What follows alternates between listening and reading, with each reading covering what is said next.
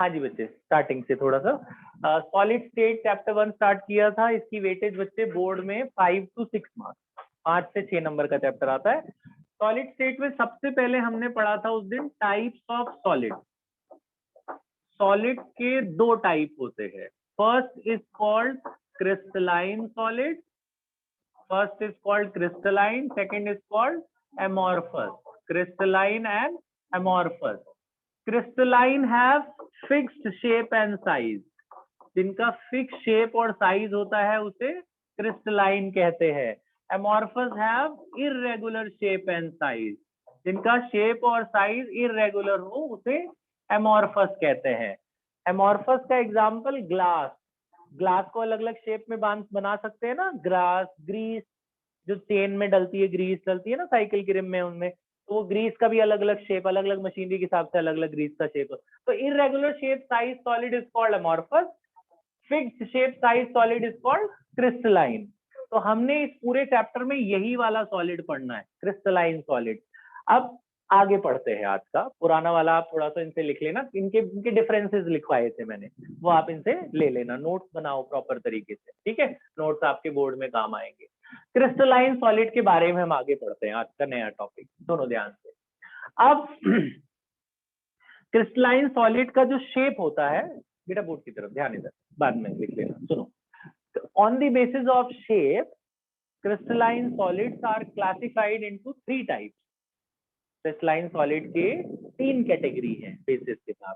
तो एक कंसेप्ट होता है बच्चे, उसे हम कहते हैं, यहाँ पे मैं लिख देता हूँ, on the basis of shape, मैं अभी आपको लिखवा दूंगा, on the basis of shape classification of crystalline solid. Crystalline solids के हमारे कोर्स में कौन से हैं, एक और है, वैसे 4 है लेकिन कोर्स में हमारे 3 है। शेप के बेसिस पे बच्चों क्रिस्टलाइन सॉलिड के 3 तरह के शेप होते हैं। सबसे पहला होता है, उसे कहते हैं SCC, सिंपल क्यूबिक क्रिस्टल या simple cubic cell. SCC is called simple cubic cell या क्रिस्टल भी बोल सकते हैं, SCC। ये कैसा दिखता है? पहला टाइप है SCC। SCC देखो इस तरह से दिखता है, एक क्यूब जैसा होता है बेटा, SCC ऐसा। क्रिस्टलाइन सॉलिड का जो शेप होता है ऐसा क्यूब जैसा होता है। इसके हर एक कॉर्नर पे एक एक एटम होता है, हर एक एज पे, हर एक कॉर्नर पे आपको एक एक एटम दिखेगा, ठीक है। तो ये ऐसा होता है। कितने एटम हो गए टोटल? 8 एटम, 8 कॉर्नर है ना, 1 2 3 4 5 6 7 8। For example suppose we have a sodium chloride crystal, sodium chloride का क्रिस्टलाइन सॉलिड है, तो आपको ये दिख रहा है। तो इसमें हर कॉर्नर पे, जैसे यहाँ एक सोडियम है, फिर नेक्स्ट क्लोरीन, फिर सोडियम, फिर क्लोरीन, फिर सोडियम क्लोरीन, इस तरह से सोडियम क्लोराइड आपको हर जगह से दिखाई देगा, ठीक है। तो 8 मतलब इस पूरे को बच्चे एक यूनिट सेल बोलते हैं। तो एक यूनिट सेल में आप देख रहे हैं 4 मॉलिक्यूल है सोडियम क्लोराइड के, है ना, 4 सोडियम है और 4 क्लोरीन है, 4 मॉलिक्यूल्स और sodium chloride are there in a 1 unit cell.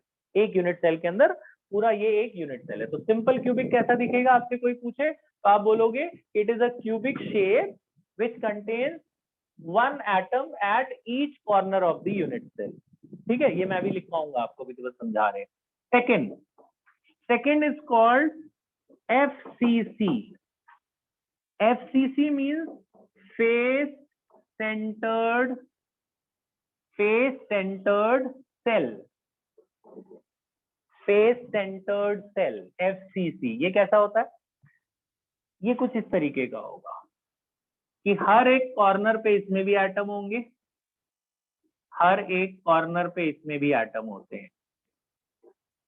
Corner पे एटम के अलावा हर फेस पे भी होते हैं। जैसे ये कमरा है, इसमें 6 दीवारें, मतलब 4 दीवारें और एक छत और एक फर्श, 6 चीजें हो गई ना।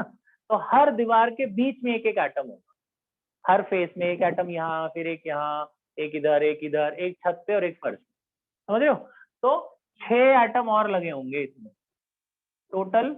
यहाँ पे ऐसे बनने में आपको पता ही चलेगा, समझ रहे हो। एक बाहर वाली फेस पे, एक पीछे वाली फेस पे, 6 और मतलब 8 किनारे किनारे लगे हुए हैं कॉर्नर पे, प्लस 6 फेसेस पे भी है, 4 फेस और एक छत एक फर्श, टोटल कितने 14 atom, 14 atom in 1 unit cell. ठीक है, ये आपको याद रखना है। तो कॉर्नर इसमें कहाँ कहाँ था, कॉर्नर पे था प्लस फेस पे था, हर कॉर्नर पे और हर फेस के बीच में एक एक। ठीक है, simple cubic face centred. Third is called BCC, body centred cell, body centred cell, BCC।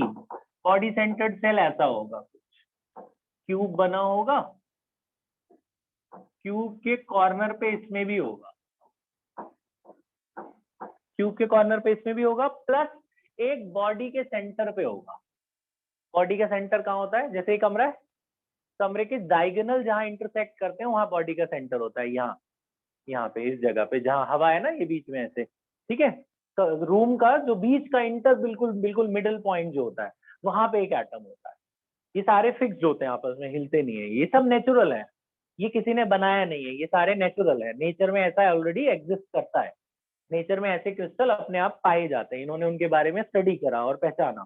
तो ये 3 तरीके के हमारे कोर्स में है, SCC, FCC और BCC, simple cubic face centred and body centred, ये आपके कोर्स में। इनके अलावा एक चौथा और है, वो भी मैं लिखवा देता हूँ आपको, ये ज्यादा पूछा नहीं जाएगा लेकिन आपके कॉपी बुक में लिखा हुआ है, this is called end centred cell, end centred cell. अच्छा, BCC में कहा था, BCC में कॉर्नर पे था प्लस बॉडी के सेंटर पे था एक, तो इसमें टोटल कितने 9 हो गए ना, 8 कॉर्नर पे और एक बॉडी के सेंटर पे, 9 हो गए, है ना। अच्छा, last is end centred cell. End centred cell कैसा होता है, देखो एंड सेंटर्ड सेल होता है, एक चीज इन चारों में कॉमन है, कॉर्नर, कॉर्नर पे सबके पास होता है। ठीक है, सिंपल वाले में सिर्फ कॉर्नर पे होगा, इसमें फेस पे एक्स्ट्रा होगा, इसमें बॉडी के सेंटर पे एक्स्ट्रा होगा, इसमें क्या होगा कॉर्नर पे, तो इसमें भी होता है। इसके अलावा इसमें होता है एंड सेंटर्ड में 2 एटम और लगे होते हैं।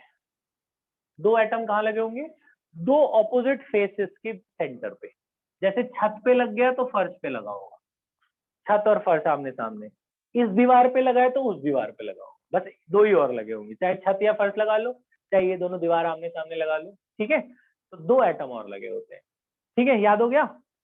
अच्छा, इसका इस्तेमाल कहाँ होगा हमारे केमिस्ट्री में, हम यूज कहाँ करेंगे, इसका यूज होता है बच्चे, हमें एक डेंसिटी निकालने में इसका इस्तेमाल होता है, किसी क्रिस्टल की अगर डेंसिटी निकालते हैं तो उसमें इनका यूज होता है। तो वो डेंसिटी के लिए एक एलिमेंट चाहिए होता है, उसे कहते हैं बच्चे Z। ये मैं नोट करके आपको यही साथ में बता देता हूँ इसी रिकॉर्डिंग में। Z is called number of atoms per unit cell, Z is called number of atoms per unit cell. अब आपसे बोलेंगे, ये हमारे कोर्स में ये 3 है जिनके ऊपर डेंसिटी निकालने को आता है, इनका तीनों का Z आपके कोर्स में है, Z निकाल के दिखाओ। तो हाउ टू फाइंड Z, जरा ध्यान से सुनना, Z कैसे निकालते हैं ये सुनिए अब जरा ध्यान से। देखो, Z का मतलब होता है, Z का मतलब total number of atoms per unit the space available. ये मतलब मैं आपको जनरल वे में बता रहा हूँ, कोई डेफिनेशन नहीं है, बस आपको याद करने के लिए। कितने एटम है अपॉन कितनी जगह है, कितने एटम अपॉन कितनी खाली जगह है।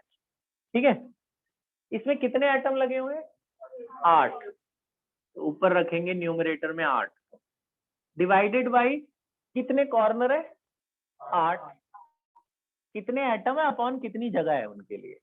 ठीक है, अगर ये सिर्फ कॉर्नर पे ही रहेंगे तो 8 ही एटम है और 8 ही कॉर्नर है, तो एक एटम एक ही जगह रह सकता है ना, तो 8 से 8 कट गया, तो Z की वैल्यू कितनी आई 1। तो इसका number of atoms per unit cell मतलब एक एटम का एक ही जगह फिक्स है, एक कंट्रीब्यूशन है। तो इसकी Z की वैल्यू अगर आपसे पूछे what is simple cubic cell value of number of atoms per unit cell, तो आप बोलोगे 1। ठीक है, Z कैसे निकाला, ठीक है, number of atom upon space available, simple. Next FCC, Z कैसे निकालेंगे, इसमें कहाँ था कॉर्नर पे और फेस पे। कॉर्नर के लिए तो याद हो गया ना, कॉर्नर के लिए क्या होता है 8 बाई 8, 8 बाई 8 फिक्स हो गया, अब आ जाते हैं फेस पे, ये थोड़ा सोचना है ध्यान से। फेस, इसमें ऐसा होता है कि जैसे ये मेरा हाथ है, ये दीवार है, एटम ऐसे नहीं लगा होता कि खाली अंदर से ही दिख रहा है, एटम वो लगाते हैं बिल्कुल बीच में, मतलब एटम इस तरह से लगा होगा कि आधा आपको अंदर दिखेगा, आधा बाहर लिखेगा, समझ रहे हो? जैसे ये पेन है मेरा, ऐसा एटम कैसे लगा होगा, शेयर होगा ना एटम, तो ये आधा पेन अंदर की तरफ, इधर से देखोगे आपको लगेगा एटम लगा हुआ है, उधर से भी लगेगा, तो एटम आधा अंदर दिखेगा, आधा बाहर दिखेगा, समझ रहे हो? ठीक है, तो अगर मैं कहूँ 6 दीवारों पर एटम लगे हुए हैं बीच बीच में, आपको अंदर कितने एटम दिखेंगे? आधा आधा दिखेगा ना, उन सारे हाफ को ऐड करो, कितने एटम दिखेंगे?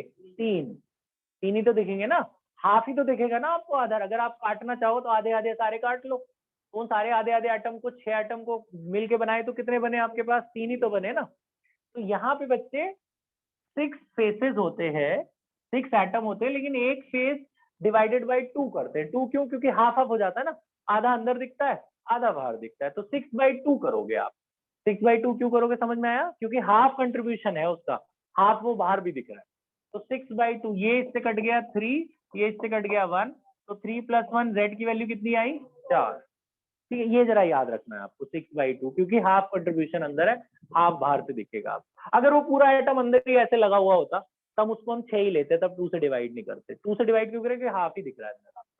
ठीक है, चाहे अंदर से देखो चाहे बाहर से, तो कंट्रीब्यूशन 3 माना जाए। तो 3 + 1 4, तो इसकी जेड की वैल्यू होगी 4। नाउ फॉर बीसीसी आ जाते हैं।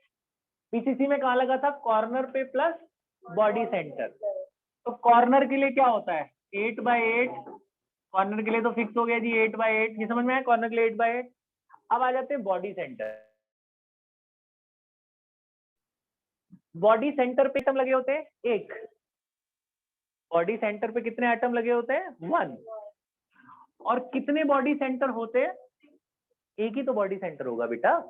बॉडी, पूरे रूम का सेंटर कहाँ होगा? एक ही होगा। क्यूबॉइड है, आप सोचो क्यूबॉइड है, क्यूबॉइड के डायगोनल कहाँ मिलेंगे? एक ही पॉइंट पे मिलेंगे ना, सेंटर पर। तो एक एटम एट 1 बॉडी सेंटर। मैंने आपको जेड कैसे बताया था? Total atom upon space available. Total atom है 1 बॉडी के सेंटर पर, और बॉडी का सेंटर होता कितना है? एक ही होता है, तो 1/1। तो ये 8 से 8 कट गया 1, कितना आया? 1 + 1, इसकी जेड की वैल्यू कितनी आई? 2। तो बस ये 3 याद कर लेना। For simple cubic Z is 1। अब ये कोई निकालना नहीं बताएगा आपको, आपको सीधा याद रखना, लेकिन आपको आना चाहिए निकालना। Z1 और HCC, Z4 और FCC and Z2 for BCC। ठीक है, यहाँ तक लिख लो आप सारा, मैं आपको इसकी डेफिनेशन लिखवा दूं, पॉज करके लिख लो।